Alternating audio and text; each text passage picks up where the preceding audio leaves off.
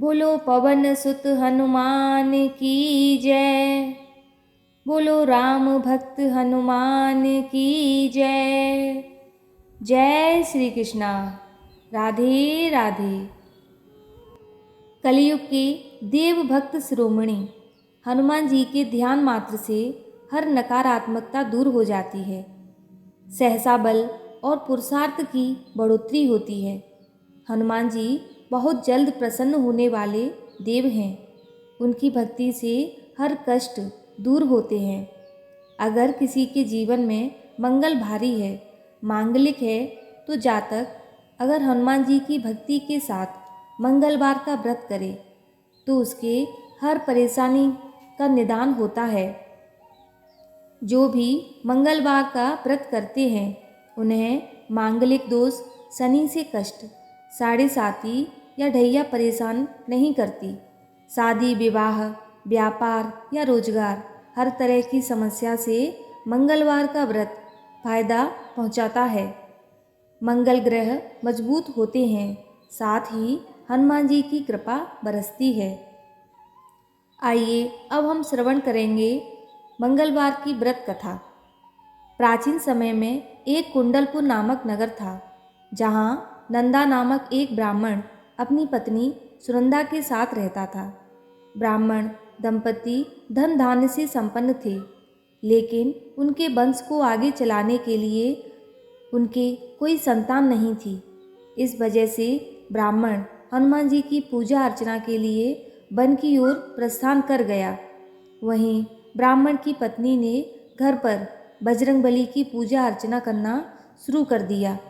ब्राह्मण की पत्नी प्रत्येक मंगलवार व्रत रखती और शाम को भोग लगाकर हनुमान को अर्पित करती और फिर स्वयं ग्रहण करती। लेकिन एक दिन मंगलवार को कोई और व्रत पड़ गया, जिसकी वजह से वह महावीर जी का व्रत नहीं रख पाई, जिसकी वजह से उसने भोजन नहीं बनाया और हनुमान जी का भोग भी नहीं लगाया और स्वयं भी भोजन ग्रहण नहीं किया। वह अपने मन में यह प्रण लेकर सो गई कि अगली मंगलवार को वह हनुमान जी को भोग लगाकर ही अन्न ग्रहण करेगी। ब्राह्मण की पत्नी 6 दिन तक भूखी प्यासी पड़ी रही। मंगलवार के दिन वह मूर्छित हो गई। तब बजरंगबली ने उसकी श्रद्धा और निष्ठा को देखते हुए उससे प्रसन्न होकर उसे दर्शन दिए और कहा कि ब्राह्मणी, मैं तुमसे बहुत खुश हूँ। मैं तुमको एक सुंदर बालक देता हूँ जो तुम्हारी बहुत सेवा करेगा। और हनुमान जी अपने बाल रूप को दर्शन देकर अंदर ध्यान हो गए। सुंदर बालक पाकर ब्राह्मणी बहुत खुश हुई। उसने बालक का नाम मंगल रखा। कुछ वक्त बाद ब्राह्मण जब वन से लौटकर आया तो उसने अपने घर में एक सुंदर बालक देखा। तो उसने अपनी पत्नी से पूछा कि यह बालक कौन है। पत्नी ने कहा कि मंगलवार को व्रत करने से प्रसन्न होकर महावीर जी ने मुझे बालक दिया है। पत्नी की बात सुनकर ब्राह्मण संतुष्ट नहीं हुआ और उसके मन में सोचा कि वह अपनी उल्टा व्यभिचारिणी अपनी कलुषता को छुपाने के लिए यह बहाने बना रही है। एक दिन ब्राह्मण कुएं से पानी भरने चला तो उसकी पत्नी ने कहा कि मंगल को भी साथ ले जाओ। ब्राह्मण बालक को अपने साथ ले गया, लेकिन जब वापस लौटा तो बालक उसके साथ नहीं था, क्योंकि पानी भरने के बाद मंगल को नाजायज मानते हुए ब्राह्मण ने उसे कुएं में डाल दिया। जब ब्राह्मण की पत्नी ने मंगल के बारे में पूछा तो ब्राह्मण जब तक कुछ बोलता तभी मंगल मुस्कुराता हुआ घर आ गया। उसको देखकर ब्राह्मण आश्चर्यचकित हुआ।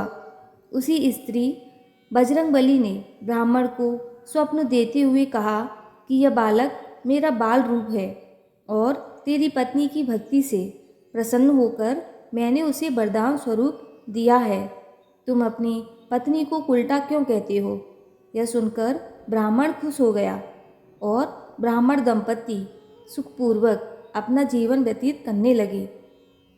इसीलिए जो मनुष्य मंगलवार व्रत कथा को पढ़ता या सुनता है और नियम से व्रत रखता है, उसके हनुमान जी की कृपा से सब कष्ट दूर होकर सर्व सुख प्राप्त होता है। जय श्री राम। आइए अब बड़ी ही सुंदर कथा सुनते हैं। एक बार राम कथा वाचक थे। उनका मानना था कि जहाँ भी राम कथा होती है वहाँ हनुमान जी सुनने जरूर आते हैं। इसीलिए वह जहाँ भी राम कथा करने जाते हनुमान जी को निमंत्रित करते, कहते आइए हनुमंत जी विराजे। एक बार वह कहीं कथा करने गए हुए थे। वहाँ पर एक सज्जन ने राम कथा वाचक को ऐसा करते देखा। उनके दिमाग पर तर्क हावी हो गया। कहने लगे, आप जो कहते हैं आइए हनुमान जी विराजें, तो क्या सच में हनुमान जी आते हैं? राम कथावाचक कहने लगे, यह मेरी आस्था है कि हनुमान जी जहाँ राम कथा होती है वहाँ जरूर आते हैं। इसीलिए मैं हनुमान जी को गद्दी पर आमंत्रित करता हूँ। राम कथावाचक कहने लगे कि आस्था को तर्क की कसौटी पर नहीं परखना चाहिए। लेकिन वह सज्जन जिद पर अड़ गए कि आपको अपनी आस्था साबित करनी होगी कि सच में हनुमान जी आते हैं, क्योंकि आप जहाँ भी जाते होंगे सब जगह ऐसा ही बोलते होंगे। कथावाचक ने बहुत समझाया, मानो तो भगवान नहीं तो पत्थर, आप कहें तो मैं जहाँ कथा करनी छोड़ दूँ। लेकिन वह सज्जन नहीं माना और राम कथा वाचक कहने लगे, ठीक है, मैं कल साबित करूँगा कि हनुमान जी आकर गद्दी पर बैठते हैं। आप आज रात गद्दी को अपने साथ लेकर अपने घर जाना। राम कथावाचक और उस सज्जन के बीच की बात पूरे शहर में फैल गई और पहले से कई गुना ज़्यादा संगत उस दिन कथा सुनने आए। अगले दिन राम कथा वाचक ने अपनी पूजा की ओर गद्दी पर हनुमान जी को आमंत्रित किया। राम कथावाचक ने मन ही मन हनुमान जी से कहा कि अब मेरी आस्था की लाज रखना प्रभु, और कहा आइए हनुमंत जी विराजे। उस सज्जन को आमंत्रित किया, आप अब उस गद्दी को उठाइए। वह सज्जन आए और गद्दी उठाने के लिए झुके। पूरे पंडाल की नज़रें उस सज्जन पर थीं। आज तर्क जीतेगा या आस्था? वह सज्जन पसीना से तर हो गए, लेकिन गद्दी को ना उठाया। कुछ देर बाद वह राम कथावाचक के चरणों में गिर पड़े और अपनी हार मान ली और बताया कि गद्दी को उठाना तो दूर, वह उसे छू भी नहीं पाए। राम कथावाचक खुश थे कि हे हनुमान जी, आपने मेरी लाज रखी। हनुमान जी को माँ सीता ने कहा, कहो लाडले आँखों में नीर क्यों? राम भक्त हनुमान जी की यह पावन कथा का हम श्रवण करेंगे। एक दिन हनुमान जी जब सीता जी की शरण में आए, नैनों में जल भरा हुआ है, बैठ गए शीश झुकाए। सीता जी ने पूछा उनसे, कहो लाडले बात क्या है? किस कारण ये छाई उदासी? नैनों में क्यों नीर भरा है? हनुमान जी बोले, मैया आपने कुछ वरदान दिए हैं, अजर अमर की पदवी दी है और बहुत सम्मान दिए हैं। अब मैं उन्हें लौटाने आया हूँ। मुझे अमर पद नहीं चाहिए, दूर रहूँ मैं श्री चरणों से, ऐसा जीवन नहीं चाहिए। सीता जी मुस्कुराकर बोली, बेटा ये क्या बोल रहे हो? अमृत को तो देव भी तरसे, तुम काहे को डोल रहे हो? इतने में श्री राम प्रभु आ गए और बोले, क्या चर्चा चल रही है माँ बेटे में? तब सीता जी बोलीं, सुनो नाथ जी, ना जाने क्या हुआ हनुमान को, पदवी अजर अमर लौटाने आया है ये मुझको। राम जी बोले, क्यों बजरंगी, ये क्या लीला नई रचाई? कौन भला छोड़ेगा अमृत की ये अमर कमाई? हनुमान जी रोकर बोले, आप साकेत पधार रहे हो मुझे छोड़कर इस धरती से, आप बैकुंठ सिधार रहे हो। आप बिना क्या मेरा जीवन अमृत का विषपान कर पाएगा? तड़प तड़प कर बिरह अग्नि में जीना भी क्या जीना होगा? हनुमान जी बोले, प्रभु अब आप ही बताओ, आपके बिना मैं यहाँ कैसे रहूँगा? तब इस पर प्रभु श्री राम बोले, हनुमान, सीता का यह वरदान सिर्फ आपके लिए ही नहीं है, बल्कि यह तो संसार भर के कल्याण के लिए है। तुम यहाँ रहोगे और संसार का कल्याण करोगे। मांगो हनुमान, वरदान मांगो। इस पर श्री हनुमान बोले, जहाँ जहाँ पर आपकी कथा हो, आपका नाम हो, वहाँ वहाँ पर मैं उपस्थित होकर हमेशा आनंद लिया करूँ। सीता जी बोली, दे दो प्रभु दे दो। तब भगवान राम ने हंसकर कहा, तुम नहीं जानती सीता, ये क्या मांग रहा है। ये अनगिनत शरीर मांग रहा है। जितनी जगह मेरा पाठ होगा उतने शरीर मांग रहा है। तब सीता जी बोली, तो दे दो, फिर क्या हुआ, आपका लाडला है। तब इस पर प्रभु श्री राम बोले, तुम्हारी इच्छा पूर्ण होगी। वहाँ विराजेंगे बजरंगी, जहाँ हमारी चर्चा होगी। कथा जहाँ पर राम की होगी, वहाँ ये राम दुलारा होगा। जहाँ हमारा चिंतन होगा, वहाँ पे जिक्र तुम्हारा होगा। कलयुग में मुझसे भी ज़्यादा पूजा हो हनुमान तुम्हारी। जो कोई तुम्हारी शरण में आए, भक्ति उसको मिले हमारी। मेरे हर मंदिर की शोभा बनकर आप विराजोगे। मेरे नाम का सुमिरन करके सुध बुध खोकर नाचोगे। नाच उठे ये सुन बजरंगी, चरणन शीस नवाया। दुख हरता सुख करता प्रभु का प्यारा, नाम ये गाया। जय सिया राम, जय जय सिया राम, जय सिया राम, जय जय सिया राम। बोलो श्री रामचंद्र भगवान की जय। इतना सच्चा हो हमारा विश्वास, हमारे हृदय में श्री राम सदा करें वास। ओम राम रामाय नमः, ओम हम हनुमते नमः। हनुमान जी की भक्ति करने से सभी संकट समाप्त होते हैं। भक्तों को शांति और सुख प्राप्त होता है। बजरंग बली को प्रसन्न करना हो तो उनके नाम का जाप करने की बजाय भगवान राम के नाम का जाप करना चाहिए। शास्त्रों के अनुसार हनुमान अजर अमर हैं। रामायण में हनुमान जी के विषय में विस्तार से बताया गया है। वह छंद सभी को याद है, जब श्री राम भक्त हनुमान ने अपना सीना चीरकर यह सिद्ध कर दिया कि रामचंद्र जी का उनसे बड़ा भक्त कोई नहीं है। आइए सुनते हैं हनुमान जी की यह पावन कथा। जब 14 वर्षों के वनवास के बाद अयोध्या वापस लौटने पर भगवान राम का राज्याभिषेक हो रहा था, तो उसके बाद दरबार में उपस्थित सभी लोगों को उपहार दिए गए। इसी दौरान माता सीता ने रत्न जड़ित एक बहुमूल्य माला हनुमान जी को भेंट की। हनुमान जी ने खुशी खुशी वह माला ले ली, लेकिन थोड़ी दूरी जाकर वह अपने दांतों से माला को तोड़ते हुए बड़ी गौर से देखने लगे। उसके बाद उदास होकर एक एक कर उन्होंने सारे मोती तोड़कर फेंक दिए। यह सब देखकर दरबार में उपस्थित सभी लोग आश्चर्यचकित रह गए। जब हनुमान जी मोती तोड़कर फेंक रहे थे, तब लक्ष्मण जी ने इस व्यवहार को श्री राम का अपमान समझा और उन्हें हनुमान पर क्रोध आने लगा। इस बात को उन्होंने प्रभु राम से कहा कि हनुमान को माता सीता ने बहुमूल्य रत्नों की माला उपहार में दी है और इन्होंने उस माला को तोड़कर फेंक दिया।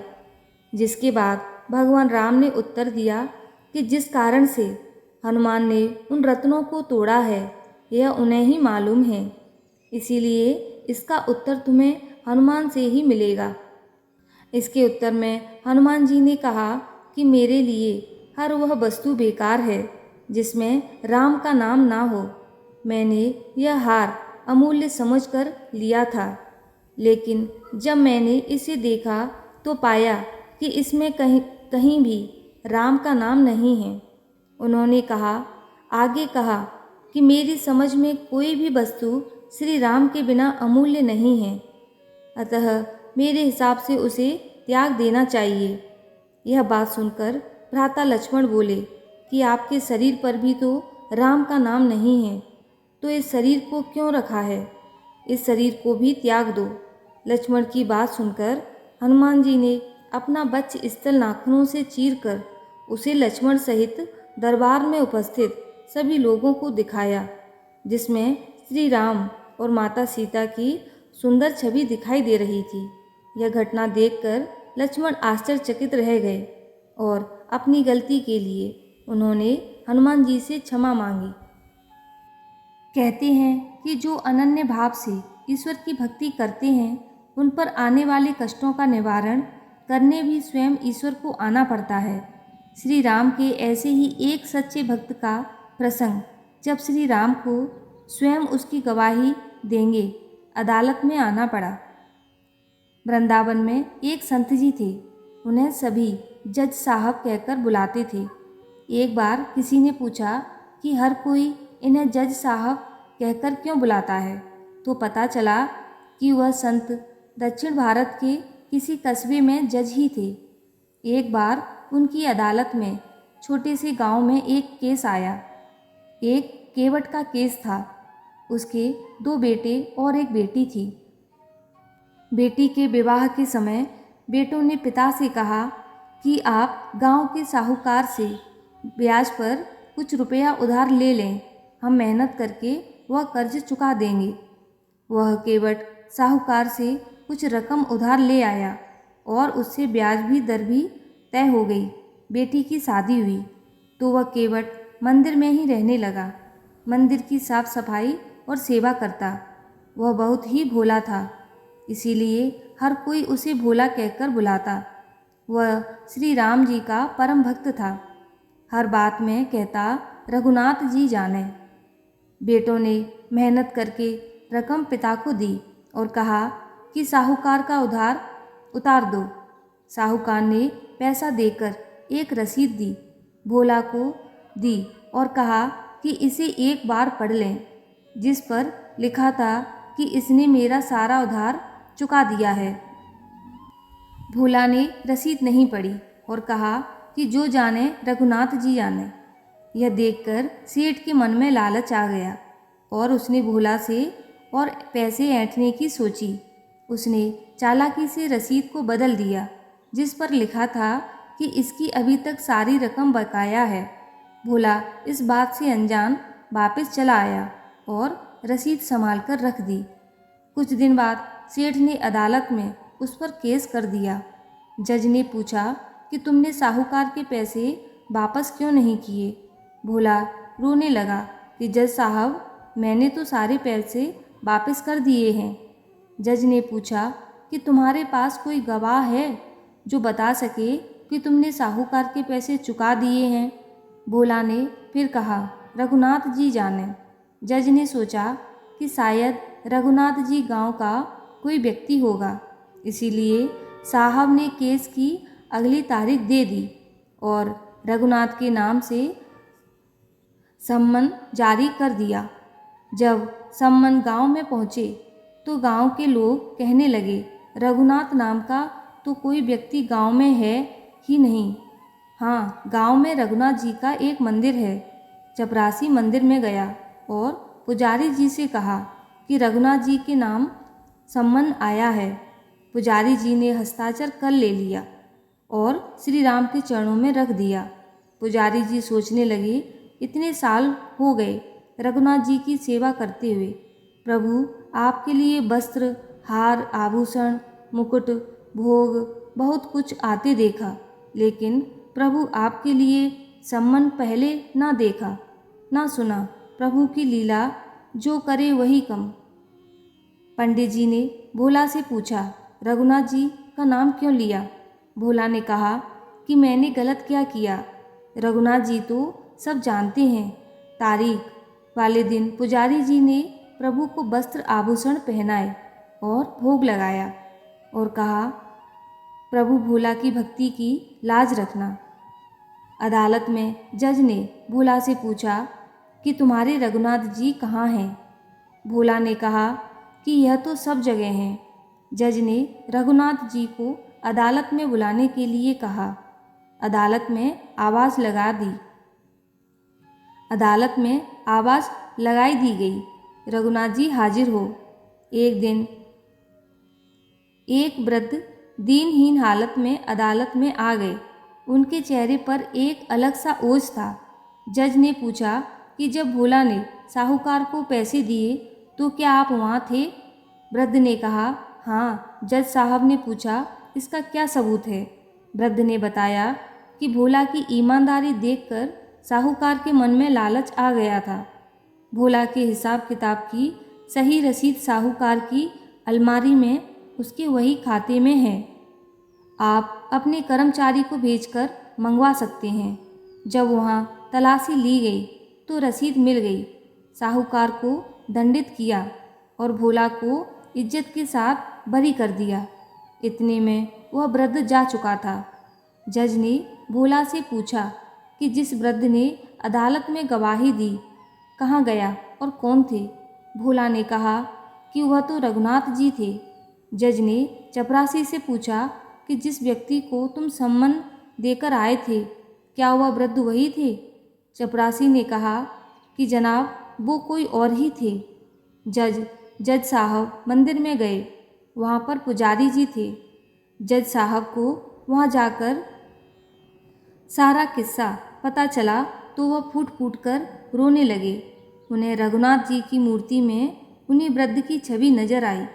जज साहब कहने लगे कि जिनकी अदालत में सबका मुकदमा लगना है, वह मेरी अदालत में आए और मैं उन्हें पहचान नहीं पाया। मैं बैठा रहा और वह खड़े रहे। उन्होंने जज के पद से इस्तीफा दे दिया और वृंदावन आ गए। वह हर रोज़ ठाकुर जी के मंदिर की रज अपने मस्तक पर लगाते हैं और बाहर से ही लौट जाते। जय श्री राम। हे प्रभु, हम सभी भक्तगणों पर अपनी कृपा बनाए रखना और हम सभी के घर आंगन में आनंद मंगल बने रहें। जय श्री कृष्णा। राधे राधे। बोलो श्री रामचंद्र भगवान की जय। बोलो पवन सुत हनुमान की जय।